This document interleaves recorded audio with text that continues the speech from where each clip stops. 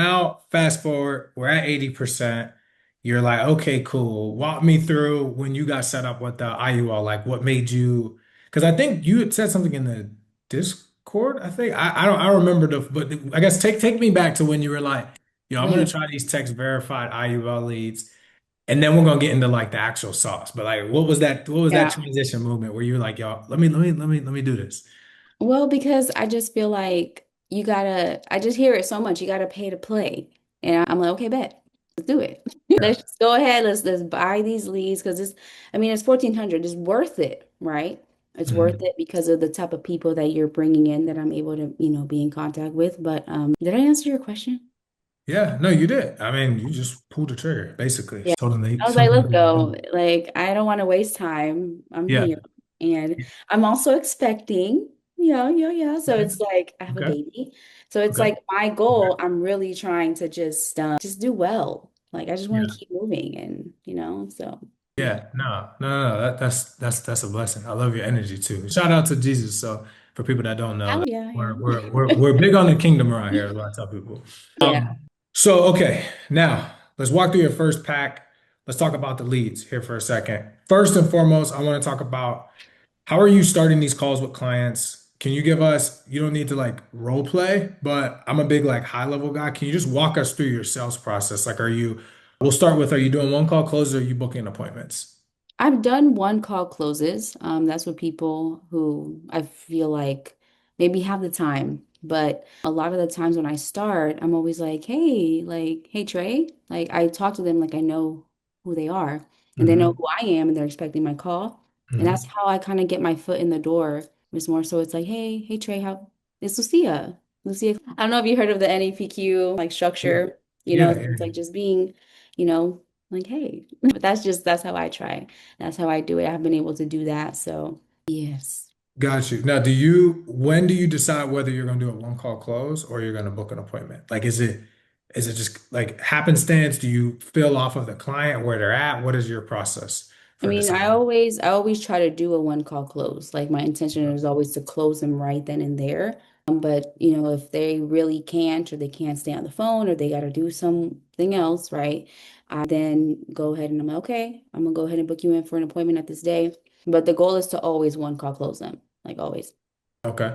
Now I'm gonna give you a rebuttal from an agent who's buying leads. They say, listen, well, like, how do you do an illustration or how are you closing people with IULs on one call closes? They ask you that question. What is your response to that? Well, how am I doing it? Well, I mean, first I get their why. Like why is it that they really are looking to get into something like this? And another part is since I'm the professional, I'm here to also make it make sense for you. It's like because a lot of the times when I get that rebuttal, before I get that, it's the price aspect. Hold on, the rebuttal from the agent.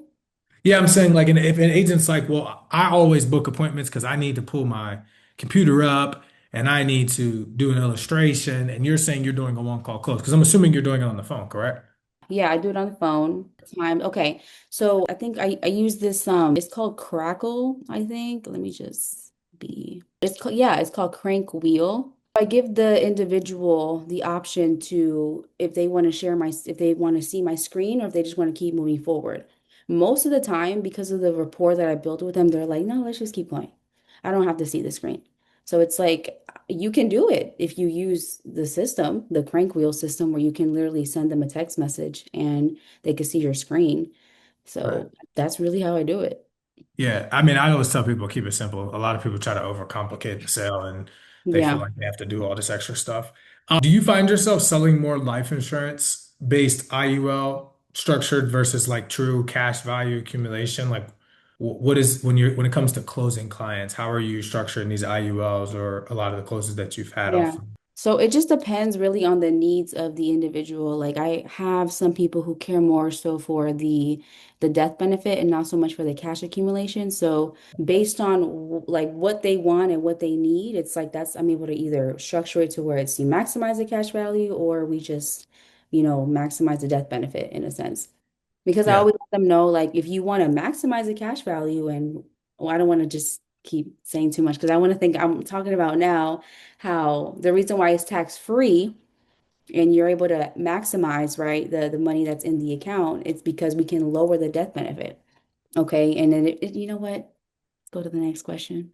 Right. No, 100%. I mean, at the end of the day, I think one of the things that people don't consider when they're running these leads is really just how to keep things as simple as possible. That's Yeah. really their biggest thing.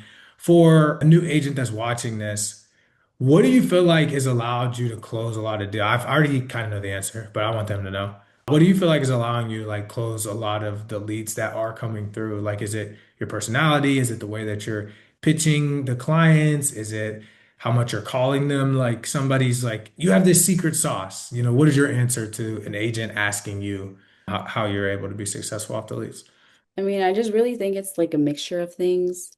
Like it's also how you see yourself, how you're able to walk in that knowing of who you are, and you work from a place of victory, not of lack, because there's so many people who just want to like, okay, just get through I guess the leads or whatever. But on top of that, you also want to make sure that you are controlling the conversation. And Mm, while controlling the conversation, you also want to have like a CRM that is able to, like, 'cause for me, the automations help a lot. okay. Like I have my own GoHighLevel CRM that I like built out, and it helps my people like be able to book appointments without me, having to be on the phone with them.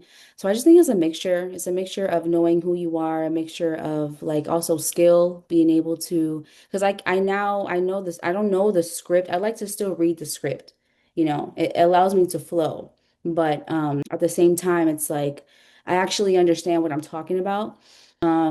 So it's just a mixture of having like knowledge, knowing who you are, and also the CRM aspect to where you can have automations, have AI, talk to your people. And yeah, it's just, a mixture. So, Yeah, I'm oh, happy and you brought. also another thing is Okay, go ahead. having, qualified leads. Yeah, that's another Yeah, one. yeah, 100%. That's mandatory for your follow-up process. Because I didn't even know you had a. So that's actually pretty cool. How are you working these leads? Is my next question. Like, are you when they come in, are you calling them immediately? Are you just letting the AI and the text messages go out? What's your strategy for getting in contact with these people?